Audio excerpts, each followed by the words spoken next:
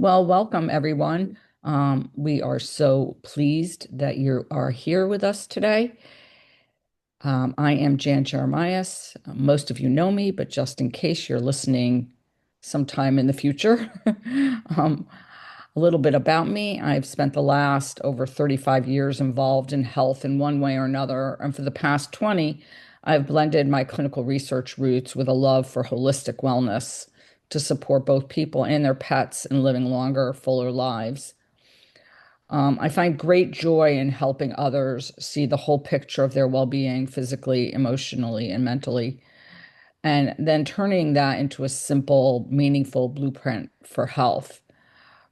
I've always been an extremely creative person, and that creativity sort of just merged and seemed to, just I want to say blossom when I came into connection with the beautiful Mary Jane McQueen because Mary Jane is a creative person and the two of us so resonated on that front. And our mission became um, to bring kindness into the world, one creative project, one breath, and one conversation at a time.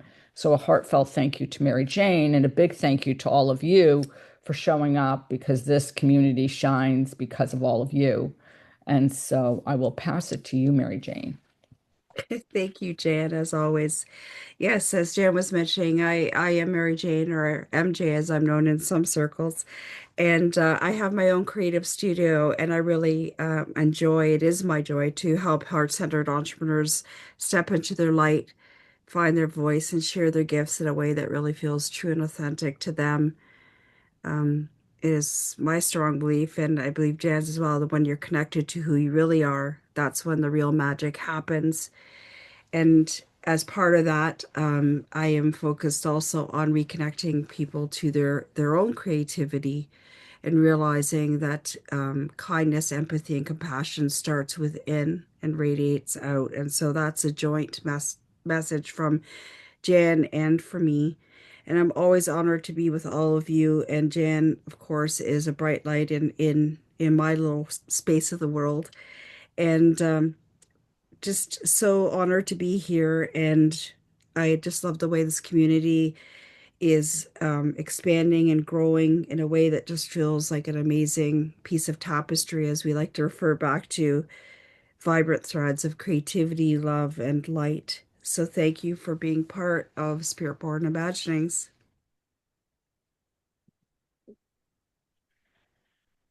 This morning I was going to share a poem. Is this an appropriate time, Jen? Perfect. So the poem is titled A Stillness Unfolding, and it's by Per Norgren. Sit here, just here, where the breath leans into the body, where the morning light folds itself into your skin, where silence asks for presence. You are not the frown nor the storm behind your brow. You are the watcher, the one who listens to the tiny gestures of your body. Feel the lift of breath, the way your lips soften into kindness. Feel your jaw letting go, as if the whole world no longer needs to be held in your teeth. You are never separate from this moment, never apart from the river of being. Each smile, each exhale, each quiet unraveling of what was clenched. A gift to know yourself this way, to witness the shifting tides of feeling, to stand at the edge of emotions and to choose to return to stillness. In this moment, the great togetherness of being, the knowing that you are never alone, that you belong to the breath and the body and to the vast and tender space of now.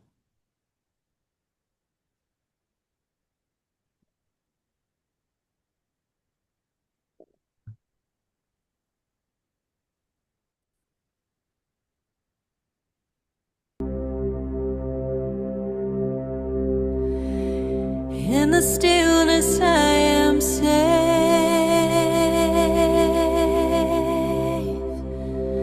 In the stillness, I am free.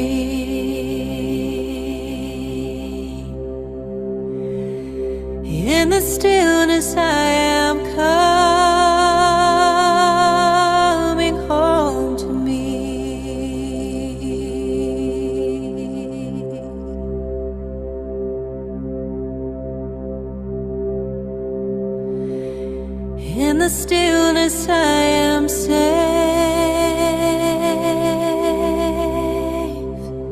In the stillness I am free.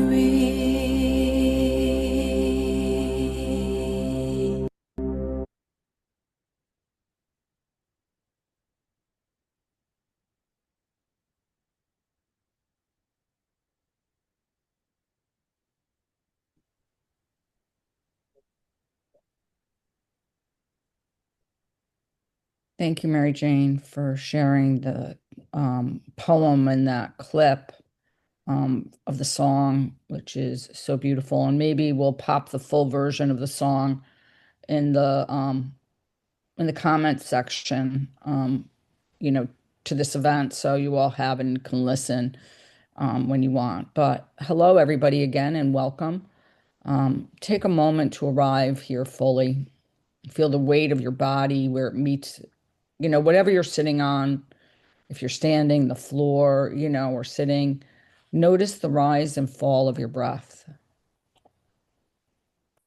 and allow yourself to simply be without needing to do, to fix, or to achieve.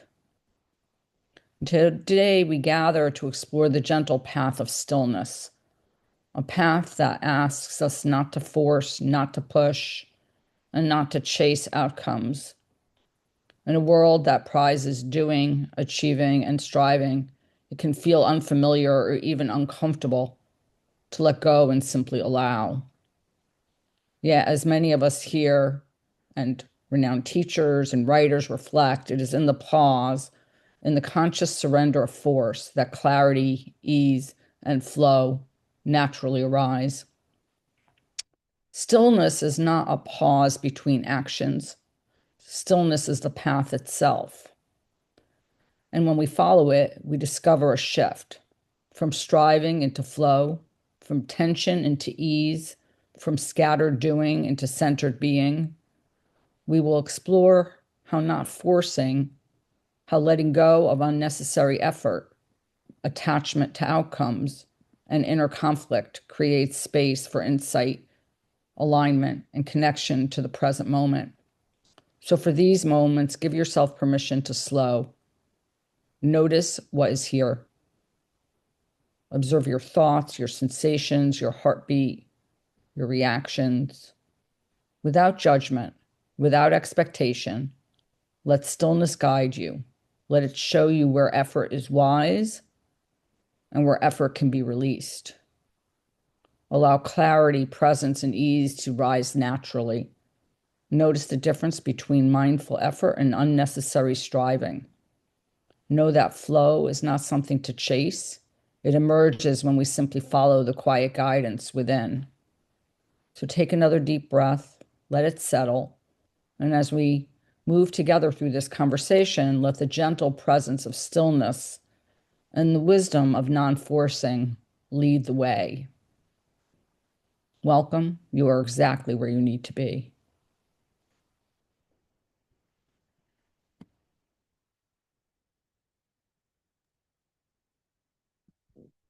Beautiful reflection, Jan. So I guess, a good starting point for our conversation is, why do we avoid stillness? It's, I know sometimes it's because for me, I know it's when I'm still, a lot of other thoughts come into my mind, ones that I may have been trying to push aside and maybe not focus on.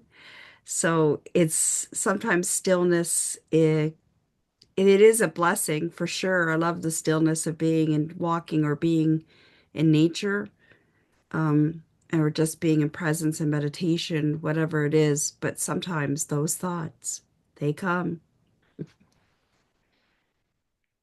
I mean, I don't even think sometimes they come. I Okay, all mean, the time. I think it's a constant, or it's kind of like a norm that they come. And so it really is that feeling of, I think that so much of what we think about, um, I think is scary to us. It brings up stuff we really would rather ignore about ourselves. Why we were triggered, why we felt, what we felt and why we felt it. And all of a sudden, at times, those thoughts can be very overwhelming and very loud. Like I think of it as like, it's almost like you have this radio on or, whatever, and the volume is so high and it's in the stillness when you're not distracted that all of a sudden all those things come in. And the thing is that, from what I've learned is you can let them be there, but you don't need to attach to them and follow them necessarily. And so that's really because they're always going to be there, you know, um, to some extent. I think some days are louder than others, but I think that, they're probably always going to be there. You go through things in life, different things happen. All of a sudden, the situation calls up all these feelings and emotions. And I think our tendency is to want to get busy. I mean, that's at least my tendency. Mine Is too. yeah, I mean, if I get busy, then, I've now shifted into do mode, whatever that is, and I don't have to really think about the stuff that I don't, that I would prefer to ignore. Either that or I distract myself with, if it's not doing, it's basically active, it's active not doing in the fact that it's like, distracting myself with, screen time or scrolling or binge watching, it's like that kind of distraction where my mind, I don't have to pay attention. I can, I could be in someone else's life basically on screen than my own. Oh, the blessing of Hallmark movies. Just saying. That's right. Exactly. Welcome to my world, my friend. But I loved when we were doing the we're talking about the getting ready for this and we were speaking to it, and I loved some of the reflections from some of the research we did where it was talking about reclaiming stillness as a friend. Hmm. And as you were speaking to, encouraging observation rather than action. And when you were speaking, Jan, when you said the radio being really loud, I was thinking, yeah, I have sometimes I have some friends that can be very loud. And sometimes it's hard to tune them out. That's So right. both in reality and in my head, of course. So it's just, but yes, it's true. I love the idea of reclaiming stillness as a friend because really it's in those moments, those are the healing, really. I mean, whether we want to look at it that way or not, that's really kind of what it is it gives us a time and a space to heal and just to be like as you said, don't attach, be the observer. So you're not bypassing what's happening, but at the same time, you're not attaching to and getting dragged down and into the muck, and being held there, being held captive by those friends that may have intruded into your space of stillness. So, Hmm. No, I mean, and because that which we all know, that which we resist persists. mm, So the more we push things away and we don't look at them, the more they enter our thoughts. And if we can spend a little time with them and get curious, one of Seamus and I have our co-author on the book and friend Mohiba always says curious. So, and Darlene also uses that word a lot. But if we can get curious about it versus um, almost obsessing about it, like there's this almost this intriguing feeling of like, oh, what's this about? And I think that, because if we resist it and kind of lock it away or push it to the side, it always comes back. Seamus, please. Yeah, thanks, Jan, and thanks, Mary Jane, and hi, everyone. Yeah, there's a couple of things coming to mind. Information is the first thing I suppose that's coming to mind, and you talked about overwhelm, and we're so focused on doing and busy and objectives and all the rest of it.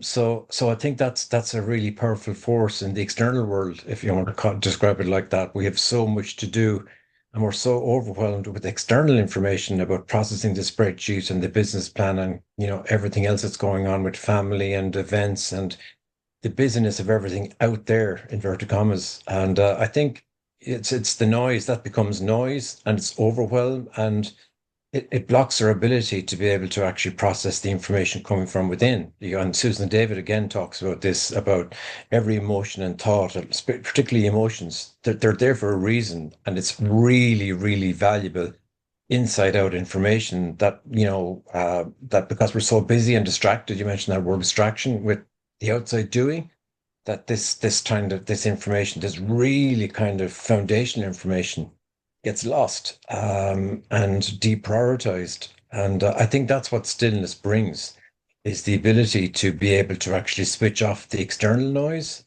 and to create that space where you're actually open. And it's back to an experience of, oh crap, yeah, I know I'm able to quieten this outside noise to actually concentrate on really more valuable information that I could ever perceive before. And now it's landing with me differently because I'm operating and accessing my source wisdom from that space. So I'm actually harnessing and getting access to a source of information that's much more powerful than anything that will ever exist on that information that I'm so embedded in on the outside world.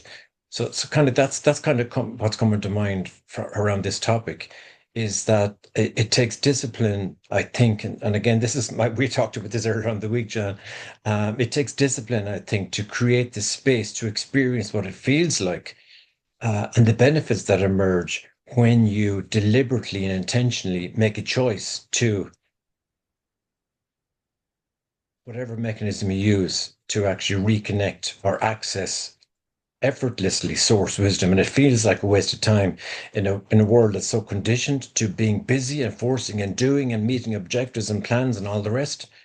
It's completely counter like this exercise, and a lot of people would perceive it as a complete waste of time. What is that ever going to deliver for me by just being still and silent? But and that's where it comes for me, it comes back to experience.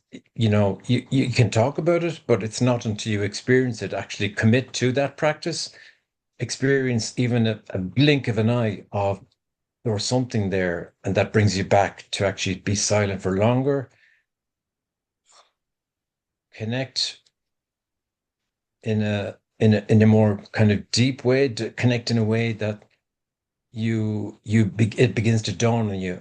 Oh, okay, now I'm beginning to understand why this is such a perfect practice, because I'm able to access something that I could never have possibly accessed before, whether it's solutions emerging, new choices that become obvious to me from that space that, when I was busy and distracted, they would never emerge.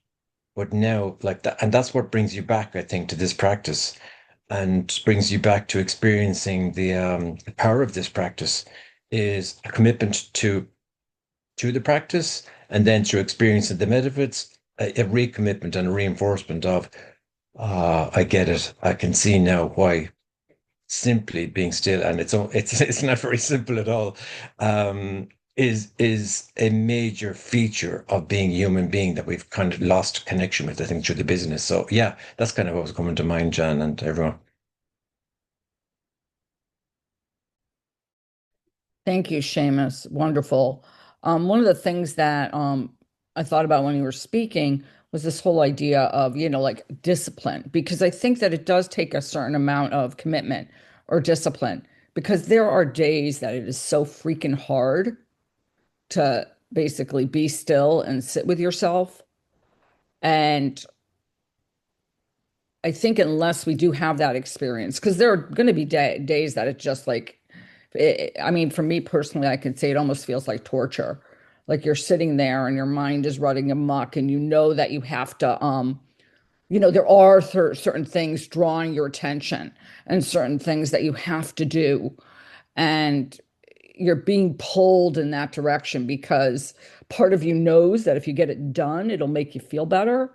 But usually that's like obviously like a temporary, I mean, it's almost like a temporary, I mean, it does make you feel better, but I think that the commitment, if you have a commitment to stillness, prepares you for the future, for when certain other times come up. And I think overall, in like the grand scheme of who we are, it's so vitally important. But I think at times it can feel so hard to just sit there and basically do nothing when when you do have a to-do list, as we like to call it, that's like, a page long, and you're sitting there going, oh my gosh, I have so many freaking things to do today. Like, what am I doing sitting here for even 10 minutes or 5 minutes or half an hour, when, I go down on my list and it's like, oh, this is just crazy. But I think if we can commit to doing it for even, a short period of time a day, it's so valuable. Yeah, absolutely, Jan. It's true. It's as I was saying, it's like that commitment to is what I call a sacred pause, is taking a sacred pause for stillness and reflection. It may not be easy, but yeah, even if you, as you were saying, I mean, even if it's for 1 minute, just taking a moment to look around, to be in stillness and be in gratitude for what's surrounding you. Um, it doesn't have to be long. It could be many 1, 2, 3 minute pauses at a time, just to take that time and to breathe, as Darlene was sharing on on Wednesday evening. It's just breathing. It's available to us all the time. It's just being aware that Hmm. it's there for us. So Absolutely. And Seamus shared a wonderful article, um, breath as a bridge. And it really is, yeah, it is about being present with the current moment. And so that's really what stillness allows us, you know, to do, is to be one with our breath and one with the moment. And, in that pause, um, because they're in that moment and in that presence, there is this idea that like acceptance of the situation, of the emotion, of whatever is in your head, the thoughts. There is this element of, okay, and I'm not saying that you have to accept what happened. It's like, oh, okay, I'm accepting that I feel this way, or I'm accepted that I'm thinking this way. And in that acceptance, it's like, okay, then there's space for curiosity. If you push it away, then there's no acceptance. And so then there's almost like there's no peace then, because then you're constantly fighting against the way you are.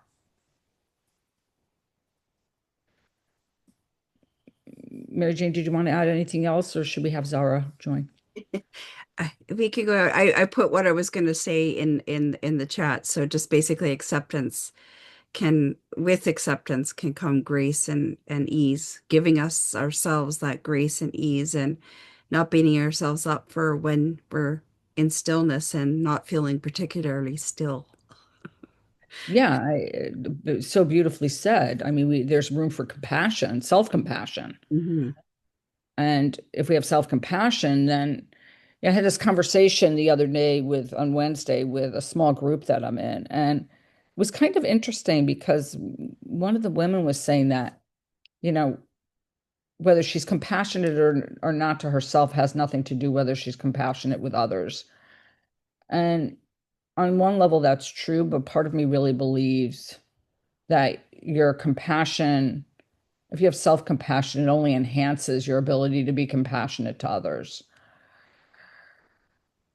I agree. I agree, Jan. I put the wow face because I thought, well, like for me, as you know, and I'm sure others here know as well, for me, it's only when we turn within and give ourselves kindness, empathy, and compassion can we then fill our own cup and ripple that out into the world. That's my belief for seeing a world, hopefully, at some point, maybe in this lifetime, be more at peace and ease with each other. Absolutely. And part of me, as we talk about this now, what comes to mind is the fact that I think when you don't come from that space, you're, I want to say, I don't want to use the word agenda, like, but your kind of like your reason for being kind, empathy, and compassionate to others, I think is somewhat, maybe somewhat skewed. Meaning, are you a people pleaser? Are you doing it to get attention? I think if it comes from a place where you direct that to yourself, it's coming from a much purer type of place. Um, and that's just my, I think, yes. And then there is that effortful thing where you feel obligated to do that for whatever reason, to be kind to somebody else or to be compassionate. And I think that there is no, the effort is raised because it's just like a natural way of being. If it come like if you were like that to yourself first. So I love where this just went. Zara, please. Hi, Jan. Hi, Mary Jane. I kind of forgotten what I was going to say. Uh, we kind of gone round circles. So when I first started listening to you guys talking about silence, um, and yeah, just taking that space out, it reminded me of kind of a mini story I was telling one of the guys in the team today, as I was trying to teach him storytelling, and he wants to write his book right now. So that's the background a little bit. And I was describing a scene when I started receiving lots of phone calls over COVID from lots of mums who usually went out to paint their nails and have their hair done. You know, that whole rushing around we do as a distraction to go, oh, okay, what can I buy today? And what can I take back tomorrow? I know I've done it in the past. And all of a sudden, the shops were closed and there was nowhere to go to paint your nails. So they were all coming towards me saying, Zara, how the hell have you managed to stay at home for 10 years with your son? Like, I can't stand my kids, you know? So they used to go away on holiday every summer. Okay. And I would end up staying here while my husband was working full time with his busy schedule. And I'd have to figure out how to cope with this child that I was, I found him quite tricky to connect with, but it was understanding how he operates. So it was giving that time to him to go, okay, what does he enjoy? What do I enjoy? What can we do together? Like, how the hell are we going to get through this 3 month period, over 10 years? So that's quite a few months. But they were all coming at me suddenly going, like, I can't stand my kids. So, oh, by the way, I remember you do DIY. Again, busyness again. Like, they're looking for a different kind of busyness again. Can you show me how to do this? And it wasn't just one message, it was message after message after message, to the point that I started getting overwhelmed, going, is this my responsibility to suddenly teach all these people how to do different things? Like, I've got to sit next to my son right now. He's got 5 hours of Zoom. We've just moved school. So there was a lot going on, and a lot of people were still looking for distractions. And I think I did the total opposite. I started reflecting, going, are these people really my friends? Have I been giving to them, or have they just been taking from me? Like, what's missing? And that's when I had that reflection time to go, okay, I think it's time for new friends. And yeah, took two different types of activity, which got a bit crazy. So I went from silence to extremely busy. And then that kind of hijacked me in the end. So it's that balance, though, isn't it? About doing and having reflection time and double checking and going, what am I doing too much of with whom? Like, who am I working with? Is this going somewhere? And is this a pilot? Is this going to go on forever? You remember I asked this question the other day? So I've put a timeline down with the group I'm working with right now. And I want to see accountability now. And yeah, I am delegating now. That's one of the things I did the other day. I took quite a lot of time reflecting and yeah, deciding how to structure the group. And I had a really long conversation with two of them, and I gave them a good talking to today to go, guys, I need you to step up because I can't do this on my own now. So sometimes it's about speaking our truth to get them to see like what's actually going on and where's our limit. So speaking up, I think, as well, talking about self-compassion. Because, like, I'm sorry, guys, I'm not your slave, is basically the message I was giving up today. So thank you for allowing me to share. Thank you, Zara. And some of what you were saying reminded me of some of it. Seamus and I spoke earlier in the week, and we were talking about like basically mindful doing. So are we busy, meaning like we spoke about in the beginning, like the busyness because it's a distraction, or are we doing things that are actually mindful and conscious? And then, doing so in this moment, what am I doing to be present with what I'm doing? And then that's going to almost reveal the next step that needs to happen. But I think when we're not, when we're not present, all of a sudden we're doing 1,000 things that maybe don't align and don't flow naturally.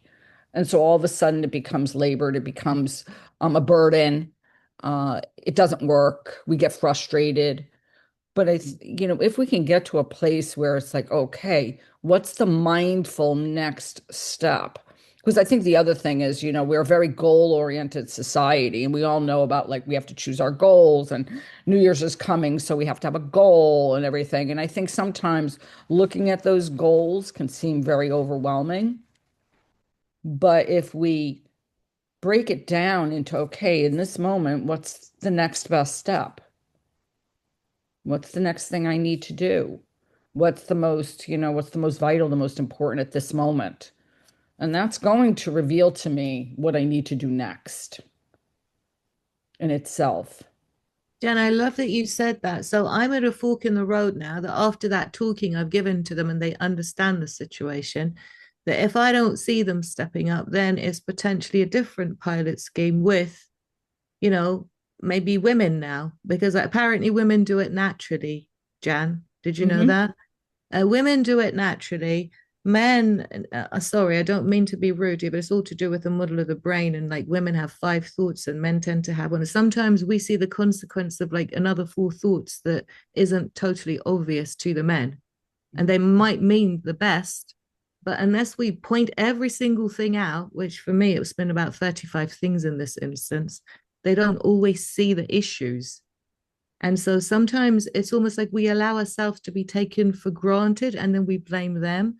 And I didn't want to make that same mistake again and again and again. So it was a case of, okay, fine, let me give them a chance after I've let them know like how I see things. And then give them a chance now they have this information as to, okay, now what's the limit after that? At what point do I move on to plan B? Yeah. Hmm. Yeah, no, and I think that that's a good question. At what point? And then, like you said, I think that, you're at a point now where, basically it's kind of like well, you have to wait and see what happens, whether they do step up. And I think that's also like this area of stillness, that kind of like void between things. All of a sudden we're like, oh, okay, like it's kind of like when you complete something before you start something else. And then all of a sudden you have this time on your hands that's basically now you finish a project and it was taking up so much of your time. And now you have this emptiness. And I think in that emptiness in general, we want to fill it. It's kind of like that's where the busyness comes from. Because even in that emptiness, it's kind of like, okay, well, I have to look productive. And I have to look like in every second of the day or every second of my business, I'm completing something or moving forward or whatever. And we don't give ourselves the opportunity, me included. I mean, I used to lose a yoga class and go into like this panic. And then I would like search for a class and fill it up right away and not necessarily make the wisest choices. Like, because then all of a sudden I was teaching classes I didn't want to teach at hours I didn't really want to teach them, and everything. And then finally I stepped back and I was like, whoa, like, why am I doing this? Why am I And I filling know, it? oh, Yeah, I go was ahead. going to say, I know why I'm doing it. I need to get the trainer approach so that we can help the parents. And unless we have other people who have learned what I've learned over the last 5 years, which is very technical and complicated, in a way that it's chunk size forms that other people want to come back again and again, I can't see how we're going to help those children who are getting misdiagnosed right now. So it's more about the vision and wanting to help the next generation. So I'm driven. It's to me, it's not about filling in a void and being Yeah, busy, but I know, I understand that. I'm just saying our tendency as human beings, if we have that void, is to oh, fill it, oh, is to okay, fill thank it. you. I'm not saying that what you're doing, I'm saying like, you have all of a sudden, it's like, I think it's human reaction. Like it's a very uncomfortable feeling. I remember like one of the first times I really felt it as I was studying for my boards for medical school. And obviously, I was spending hours and hours and hours for months and months and months. And I remember taking the exam and waking up the next day and thinking to myself, okay, I have 10 extra hours a day. Like, what am I supposed to do, with that time? And there's this feeling, yeah, sacred incubation. I love that. That in Austin, because all of a sudden it can be overwhelming. You're like, oh my gosh, I had all this time where I had no time. And now all of a sudden I have this time. And and for a moment, like it's almost like you get this feeling of like, oh my gosh, like now what am I supposed to do? And at the time, I was not, well, hopefully I've grown since then because I was quite young, but it was a really interesting feeling to have. And it was probably one of my first dramatic experiences of having something that took so much of my time and then having like almost like an emptiness, not in a bad way. Like I think about an empty vessel being able to be filled with whatever I could have chosen. But there was that kind of feeling of like something, it felt like something was missing. And I'm sure to a certain extent I probably, grieved that loss because was an accomplishment and whatever. So, it was multifaceted, but I love, and discernment is a major element of being present. It's making, if we sit and we're still and then all of a sudden something comes to us and that's the next step, it's, having a little bit of discernment. It's like, and questioning and our word again, curiosity about it.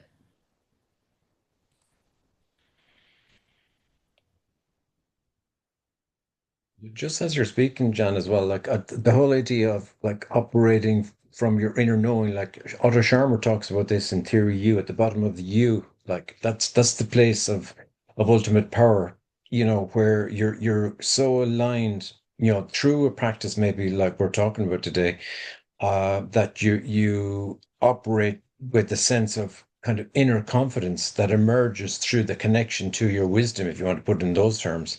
And I think that's one of the deliverables. Again, if you put it in terms of business, like we talk about deliverables, and I think this is one of the practical benefits of stillness is that sense of inner knowing that emerges. Oh, from this space, this just feels like the right action for me to take. It becomes obvious. It comes back to this is where effortlessness emerges from. And again, in my view, it's around like that's the tangible benefit of this practice. Oh God, now I can see something that I couldn't possibly have seen before because I was so immersed in the noise. And I'm kind of practicing a mantra like when I do my heart breath practice right now of on the in breath, just being present with breath, present with the present moment from the heart, and then on the out breath, fearless flow as I go. You know what I mean? It's that sense of this just feels right when I'm practicing presence.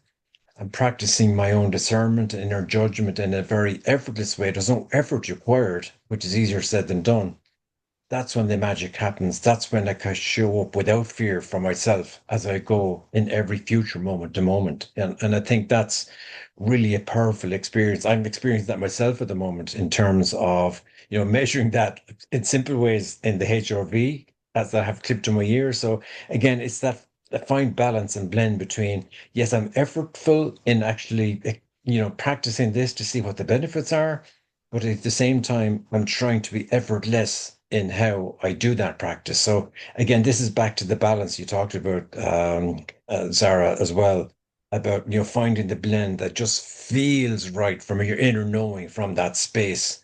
And I think that's the opportunity for us all, I think, is to just explore and find that right balance moment to moment, Hmm. Absolutely. And I do love this whole idea of basically um, one moment at a time. Um, it's like, okay, what's the immediate step at this time being present? And then what's the next step when that's over? And one of the things, the other place I think that stillness, as you talk about, that's when the magic happens, I mean, it's also, to what Mary Jane and I so beautifully kind of bring together, it's when our creativity is present, is that creative mindset, that like that whole creativity element comes into play when we are in that place of stillness. If you think about, being bombarded by noise where it's so loud you can't think, there's no space for creativity. You're basically given a message and that's what you do. And so that, the brain is kind of, it's almost like in a holding pattern. It's the only way I can think about it, is that the brain's in this holding pattern of kind of like just going automatically without awareness. It's just going. So, Al, please. Okay. One moment in time by Whitney Houston. One moment in time. So anyway, that was a very good song. And okay, come to this week's acronym, which is Stillness. So stillness is the silence thoughts in living life, nesting expressive serenity state. So it describes a way of living that combines active awareness with deep inner calm. It involves intentional quieting the constant mental noise to make space for a more peaceful present and purposeful existence. So when we are in the expressive serenity state, so we are cultivating it by doing things like journaling, gratitude journaling.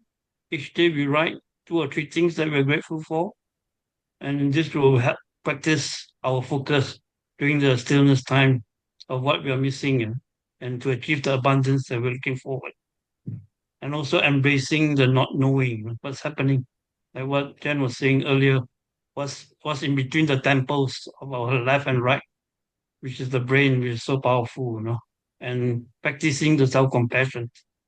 So this will give us a very mindful state of being during our practice during the stillness time. And I'll put the acronym in the chat. Thank you. Thank you, Al. Thanks so much.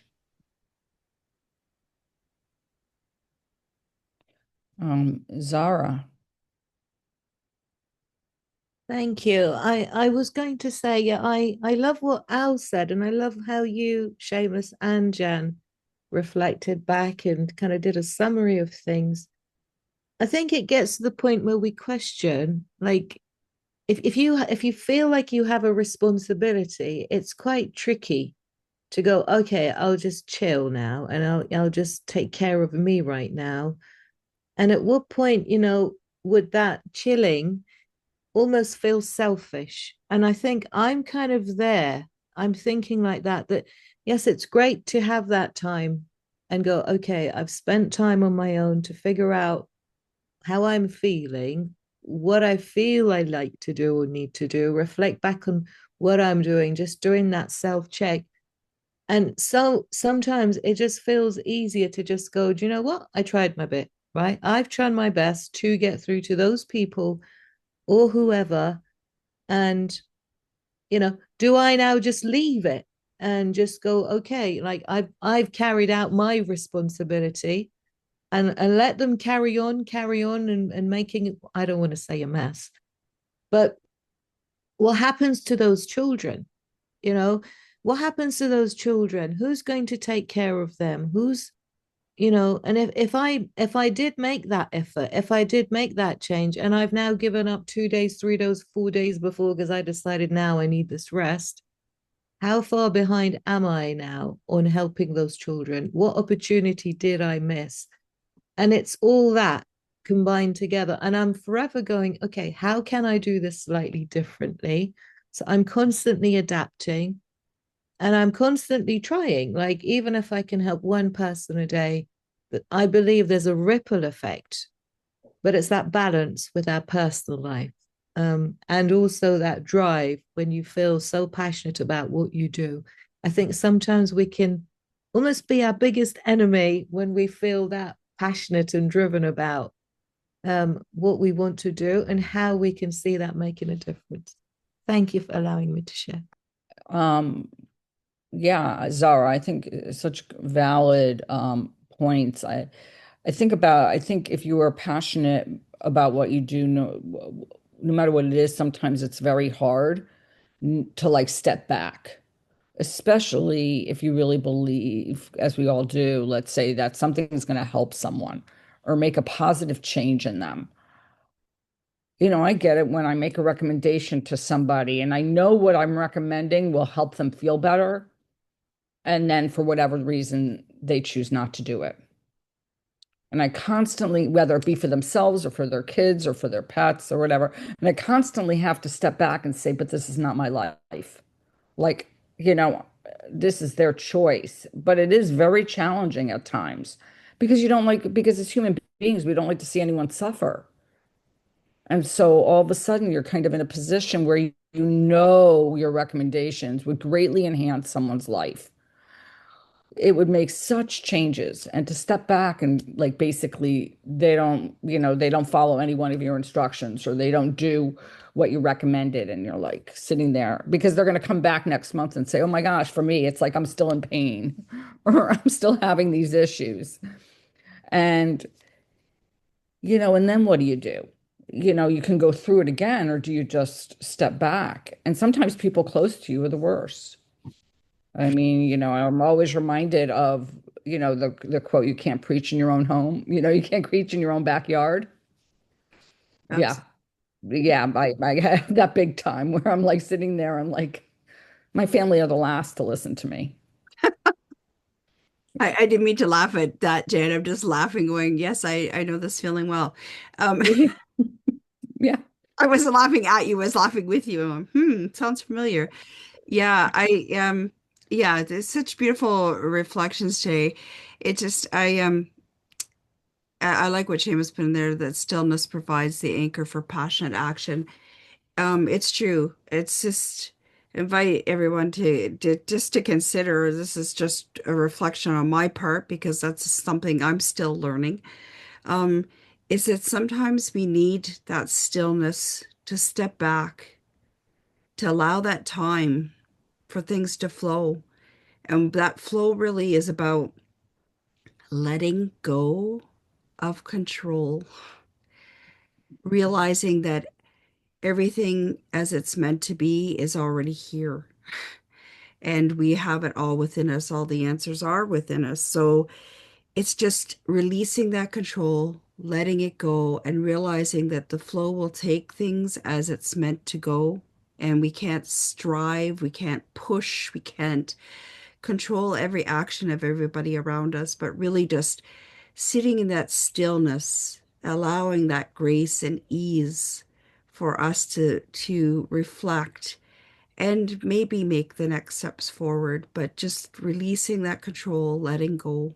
That's a lesson that I've been learning over and over again of late. So it's we can't control everything in life. We can't control other people. We can only put out our best Mhm. into the world and hope for um, some of that to continue to ripple out into the world and make things better in whatever situation it is. So that's my perspective anyway. Absolutely spectacular, Mary Jane. And the other word that came to me is, we can't control. And we also have to let go of the outcome. We Yes. have to, of what our idea of what the way it should be, our attachment to whatever it is, because it's in those attachments that we get tangled. Like we have an idea or a thought or a plan as to how we want something to unfold, and we have to let that go. it Yes, it exactly. far complicates things too much. It's like you attach to something and it's like, oh, okay. And then when it doesn't happen, you know, obviously we get upset and we have to do our best and then be willing to say, okay, it's going, like you said, it's going to unfold and flow as it should. And I've put in my best. Absolutely. Keep putting the good things into the world, and eventually the good things will flow back. Hmm. And speaking of flow, Jan, did, shall we head into meditation soon? Oh, sure. Absolutely. Sounds good.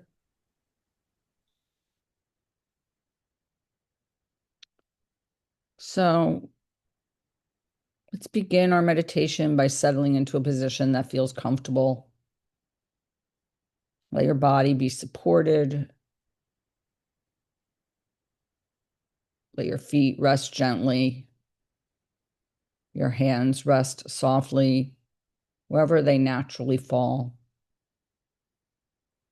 Allow your spine to find its natural alignment. Your shoulders to soften, your jaw to relax. Take a gentle breath in and let it out. And let the rhythm of your own breathing remind you that you are already moving with life. Even as you pause here,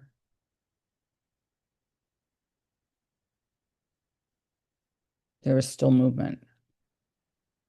And at this moment, there's nothing to achieve, nothing to fix. Simply notice what is. The rise and fall of your chest, the subtle sensations of your body,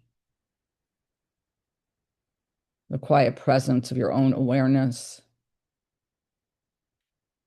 Bring your attention to the concept of stillness.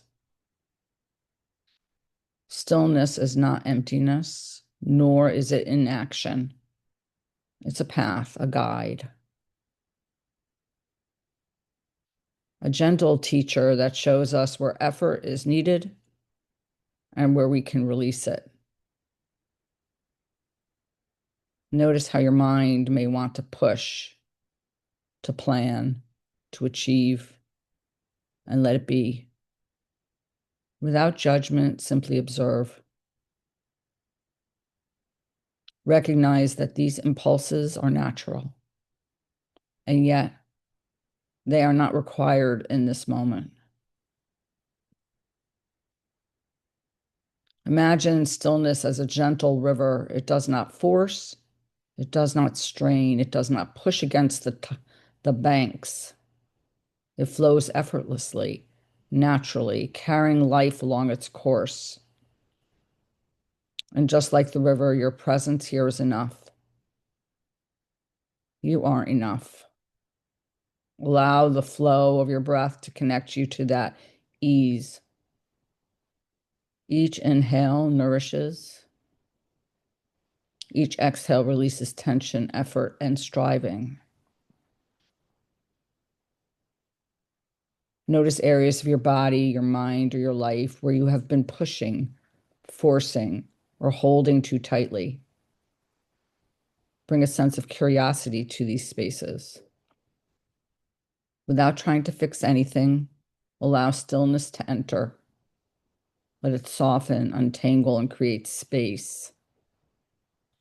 As you breathe, feel the gentle shift from effort to allowance,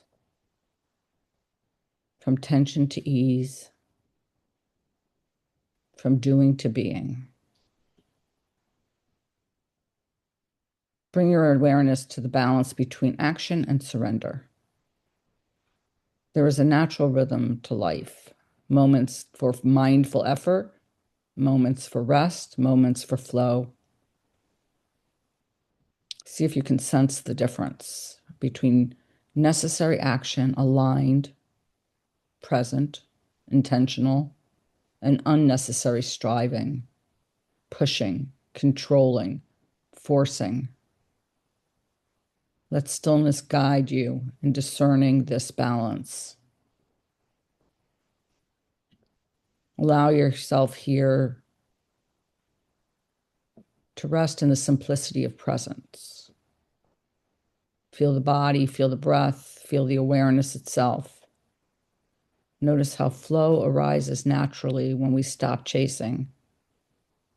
Notice how insight and clarity can emerge when we release the need to control, to force. And as you settle further, let a sense of gratitude arise for this moment, for your presence, and for the gentle guidance of stillness itself. That this is a resource you can carry with you beyond this. A reminder that ease, flow, and clarity are always available to you when we allow. Take one final deep breath in and a long releasing exhale. Bring gentle movement back to your body if it feels natural.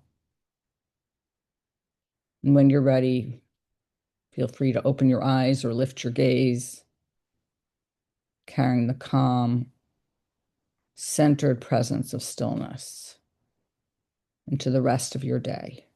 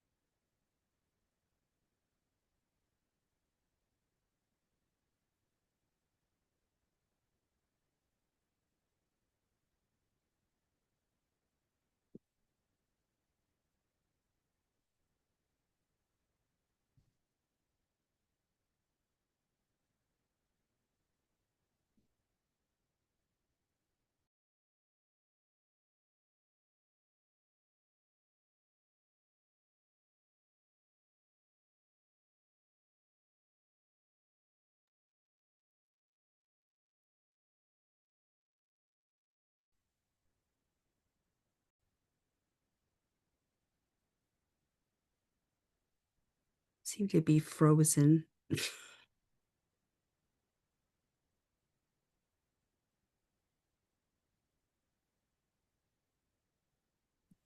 Okay, no worries. I don't know. It doesn't want to play.